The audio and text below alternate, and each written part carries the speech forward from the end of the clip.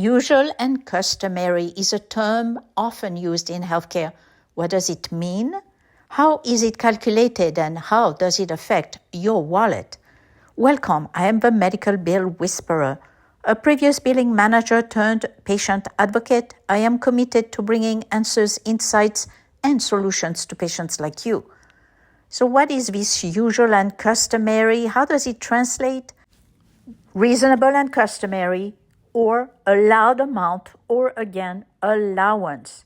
Usual and customary is a rate, a value given to any item or medical service which you receive and which is at least partially covered and payable by your insurance company. It is considered the reasonable cash value for any medical service or item that is considered an allowable expense and a benefit paid under the terms of your policy.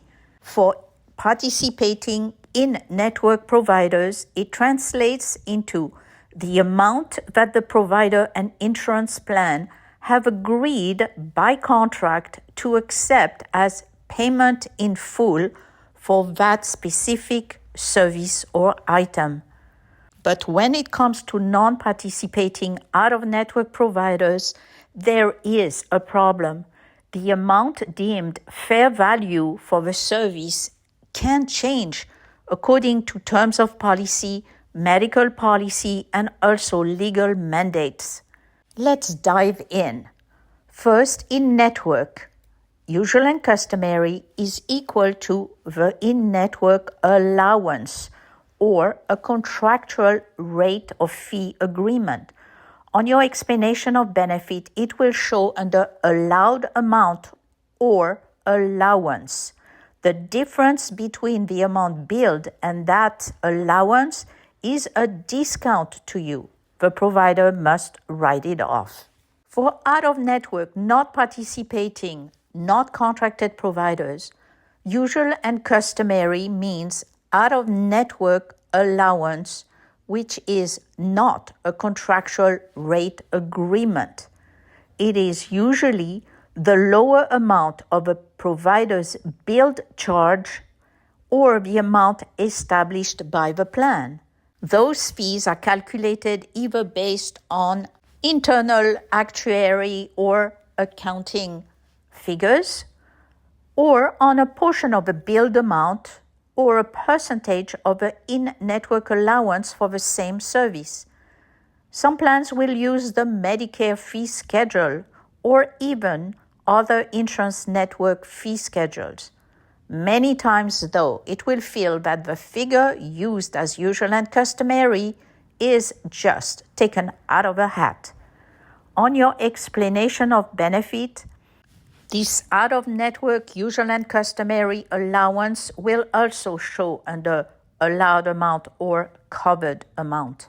But in both cases, unfortunately, there is no discount, no provider write-off. The difference between the billed amount and any amount listed as allowance or usual and customary becomes the patient's financial responsibility. But let me bring you some hope. Usual and customary fees or values can be changed by legal mandate, especially the No Surprise Act, the federal law that forces insurance companies to use usual and customary in-network rates to pay non-participating services under emergency conditions.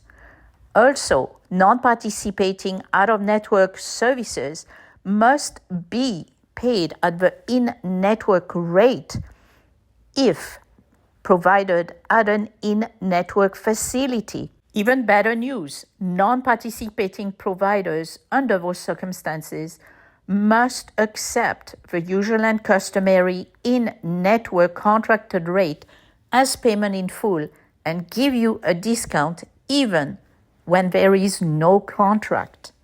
There might be what is called an in-for-out authorization or one-time financial agreement between your plan and an out-of-network provider.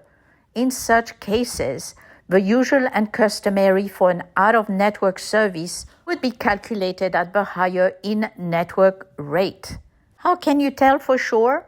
Look again on your explanation of benefit. Does it show in-network or participating, or out-of-network, non-participating?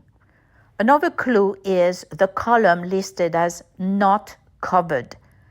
If the services are paid at the in-network rate, that column should show $0. If the claim was paid as out-of-network, there would be an amount listed as not payable or disallowed, and this would be your financial responsibility. The tips for you to know? Of course. First, the bad news. Usual and customary values or allowances cannot be changed by members. Sorry, it's not my fault. They are set by contract or by terms of policy. However, the value of that usual and customary number will be increased by the No Surprise Act again, forcing your insurance to pay more, the provider to accept lower fees, and you to save money. Terms of policy also can help. Let's say there is no available, competent, trained, experienced in-network provider to treat you. Your insurance would be forced to use the in-network usual and customary allowance to pay your claim. Continuation of care is another right to continue undergoing treatment or service with the same medical provider under the same terms of coverage and payment when that provider's status has changed from in to out of network, either because you have a new plan or through cancellation of contract. Same with delayed or denied access to care. This is your right to timely access to medical services, regardless of your needs, location, circumstance, or network limitations. You are entitled to an in-network usual and customary rate, even for out-of-network services. Remember, out-of-network services always cost more. The usual and customary allowance is lower, the reimbursement rate is lower, and your share of cost higher. Whenever possible, try and locate an in-network facility or professional to lower your costs. And my motto is always trust, but verify, especially if special circumstances apply. If the out-of-network provider did not give you proper notice or paperwork, if you were not given a cost estimate, if your insurance coverage verification was not done or improperly done, you may be able to request or obtain a special discount or even your insurance to pay more. An appeal may then be in order. As a patient, it is your right to request for your insurance to review and reverse a decision, a denial, or even how a claim was processed.